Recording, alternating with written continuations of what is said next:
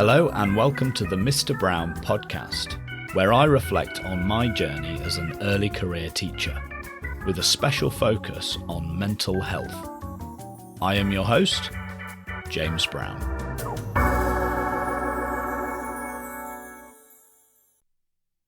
Good morning.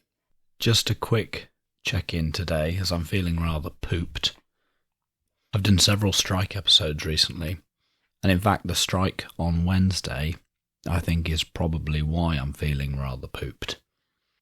A lot of teachers on Twitter seem to appreciate having the day's break in the middle of the week if they were striking. Whereas I found it all quite tiring. It was a great day insofar as I felt I learnt a lot.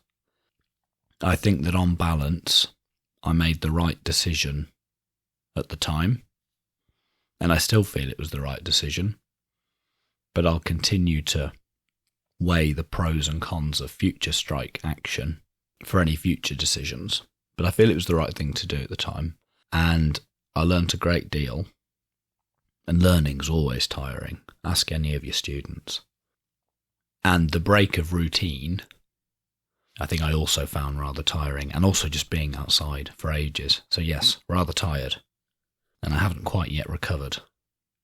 That said, I often say I'm only going to do a quick episode today, and then I end up rambling for hours. So we'll see what happens. The first thing I wanted to ask you today is whether it's okay to dislike a student. So I have a particular student of mine in mind. He regularly shouts out.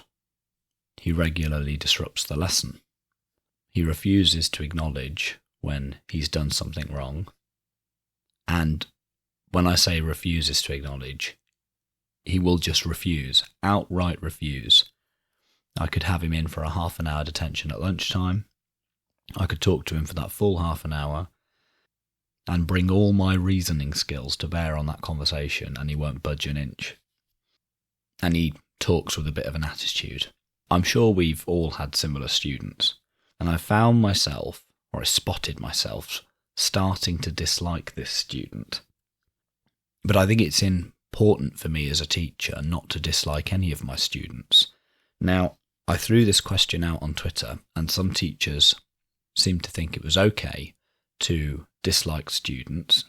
It's a perfectly natural thing to happen, as long as you don't let it affect your teaching.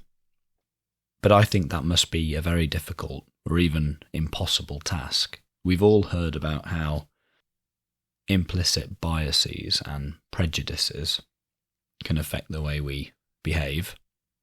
And so if I dislike a student, no matter how professional I try to be, it's bound to affect my teaching and my interactions with him.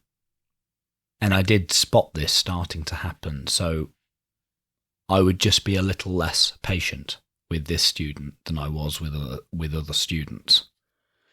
And I think that was because he was indeed irritating me, and I was starting to dislike him. And so, for me, I think rather than allow myself to dislike him and then try to not let it affect me as a teacher, as his teacher, instead I've tried to stop disliking him altogether. I've tried to understand why he might be the way he is, and I've also tried to focus on everything he does right and to heap praise on him where I can, and that has started to shift my mindset towards him. And I wouldn't say I dislike him anymore.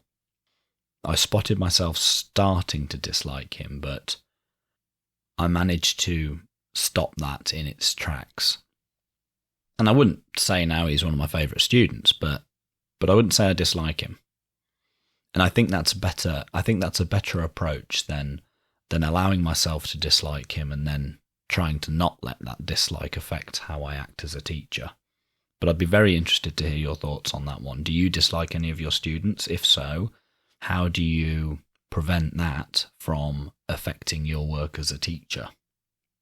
The second thing I'd like to talk about today is competition and motivation.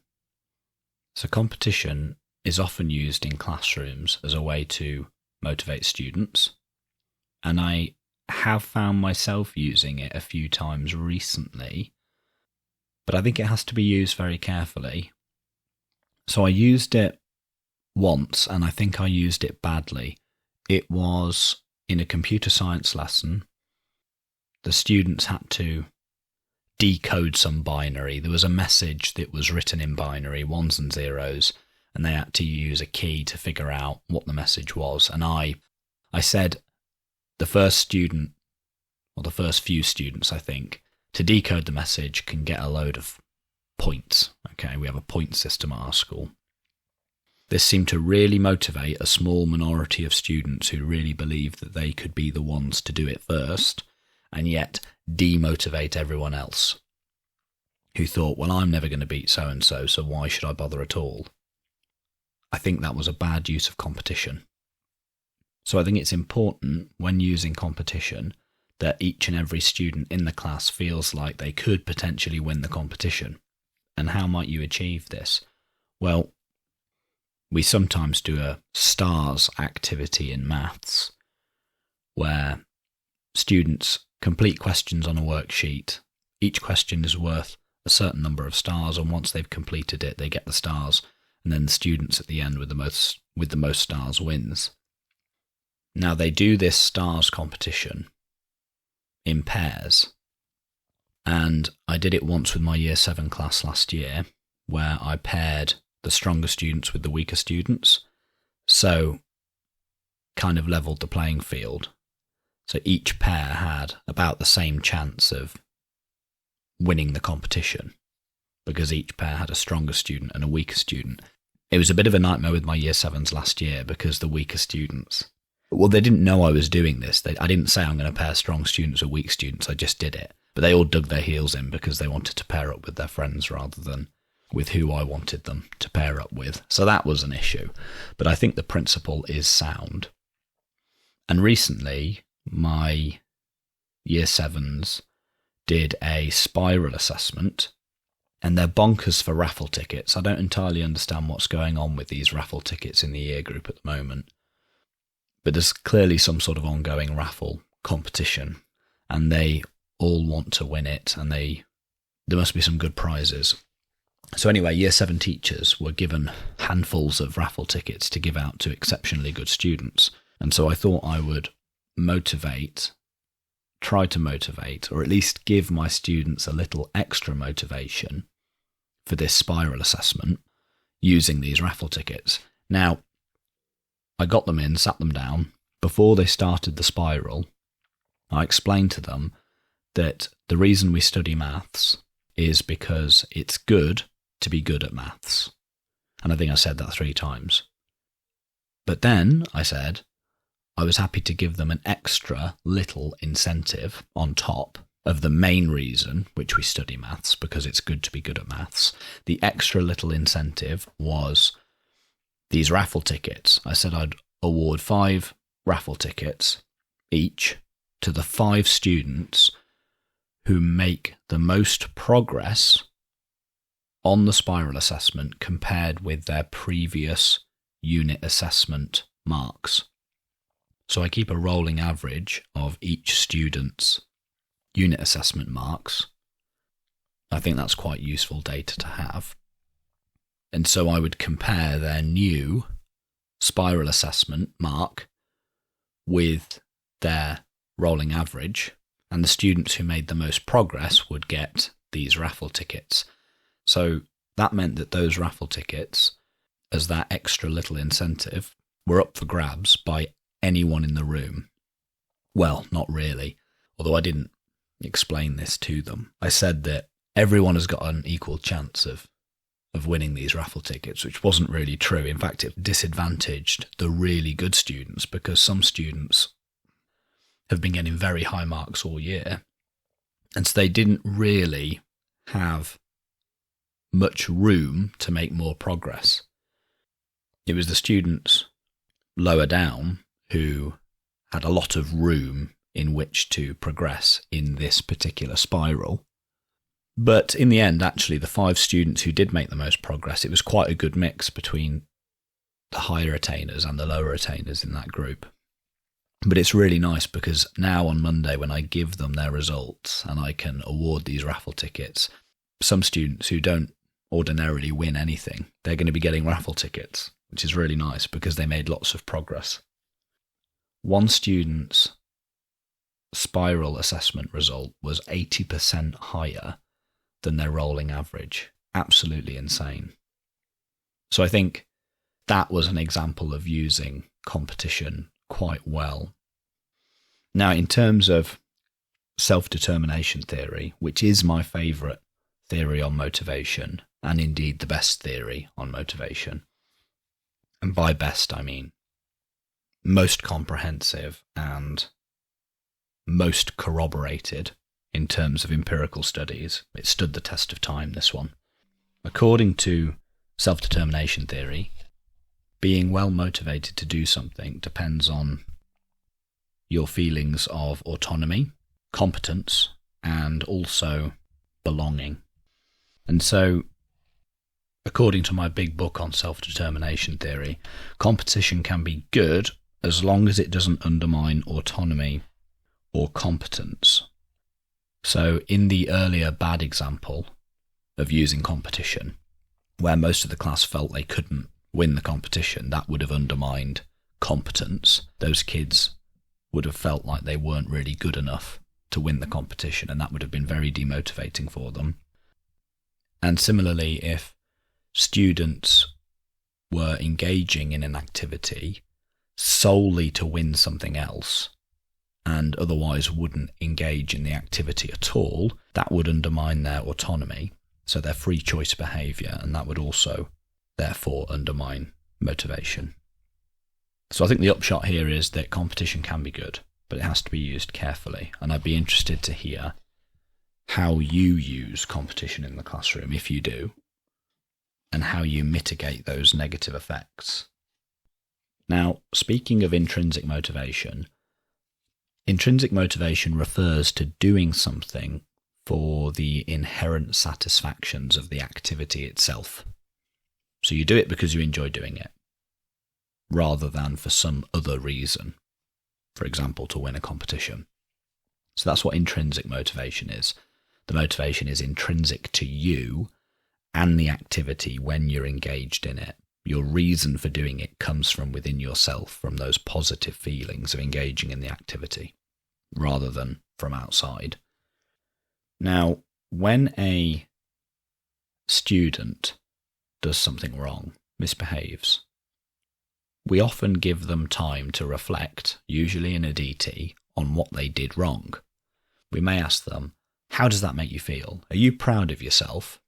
And what we're encouraging them to do there is to reflect on what we hope are the negative feelings associated with the negative behaviour, and that may deter them from engaging in the behaviour again. That's what we're doing. But on the flip side, when a student does something positive, do we always encourage them to reflect on the positive feelings that go along with those positive behaviours? And I don't think we do. In the hustle and bustle of school life, I think students engage in countless positive behaviours, but are rushed on to the next thing so quickly that they never get to, they may not notice at all the positive feelings that went along with the positive behaviour. And so this is something I'm going to try to do from now on. When a student does something positive, for example, maybe they help me hand out the books at the start of a lesson, maybe they do it without even having to be asked, something like that. Or if I see a student be kind to another student or act in a caring way, something like that, I'm going to make a point of saying, well done, how did that make you feel? I'd like to give them just a moment before they're rushed on to doing their work or whatever it might be.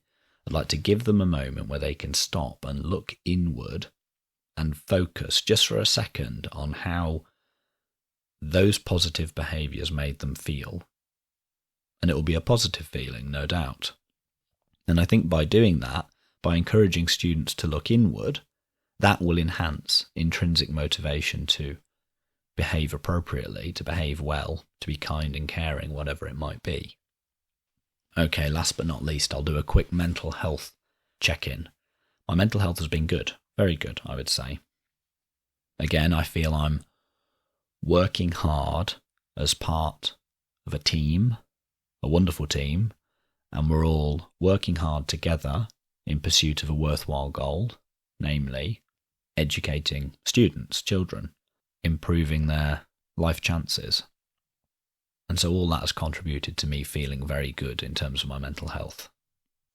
Well, that's all well and good, but if one of your basic needs suddenly goes unmet, for example, maybe you don't have time for breakfast, or maybe you're dehydrated, or maybe you haven't slept well, this is no doubt going to have a negative effect on your mental health. It certainly does with me anyway. Well, the big one for me is tiredness. If I don't get a good night's sleep, that could be an issue the following day. I just feel more stressed. And I feel like I'm not firing on all cylinders, which annoys me. I'll feel slow. So tiredness is the big one for me. Yet bizarrely, when it comes to feeling tired, the number of hours sleep I get doesn't seem to matter as much as the way in which I wake up. So I could have gotten 8, 9, 10 hours sleep, but if in the morning my alarm drags me out of a deep, dark slumber and jolts me awake, I'll feel awful for the whole day. My head will be thick and heavy with tiredness, and my mental health will suffer as a result. I'll be grumpy, I'll feel slow. Not good at all. By contrast, if I've only had 5 or 6 hours sleep, but I wake up naturally before my alarm, I can feel as fresh as a daisy. It's very strange. I've tried to mitigate this, so I have 2 alarms. One is a light alarm that starts to come on 40 minutes, I think, before I need to wake up, very gradually. It's meant to simulate a sunrise. I would recommend them. But if that hasn't woken me up, I do have an alarm, an audible one that goes off on my phone at the end of that 40-minute period, just to ensure that I'm awake. But I'm thinking of turning that one off entirely, because it's that one that does the damage. It's that one that jolts me awake, sometimes. And I feel that on those occasions it would have been better for me to sleep an extra 15 minutes, even half an hour, because I do set my alarm very early and wake up naturally, rather than being jolted awake. So I'm going to try this. If I end up sleeping in an hour or 2, then I might have a problem, and I may have to revert to the alarm on my phone as an insurance system, but we'll see. We'll see how it goes. I'd be very interested to know whether other people have this experience too. If your alarm jolts you awake out of a deep, dark sleep, do you feel groggy for the rest of the day? Or is it just me? Please let me know. Okay, so this episode took around 2 hours to produce. That's about average, and I aim to produce 2 or 3 episodes a month, although I've produced a few more this month with all the stuff to do with strikes. If you think that work is worth at least the price of a coffee, £2 or £3, once a month, then please consider becoming a patron and helping me cover the cost of producing this podcast. It's not very expensive, the podcast. I think it costs about £13 a month. And I do already have 2 patrons, my mum and my old mentor. Thank you both if you're listening. But any other contributions would be greatly appreciated. The link to my Patreon, as always, is in the show notes. If you enjoyed this episode, please spread the word in person and on social media. You can follow me on Twitter at Mr. Brownpod or email mrbrownpod@gmail.com. Please subscribe, rate and review in your directory of choice. Please also consider becoming a patron at patreon.com/Mr. Brownpod. and helping me cover the cost of producing the podcast.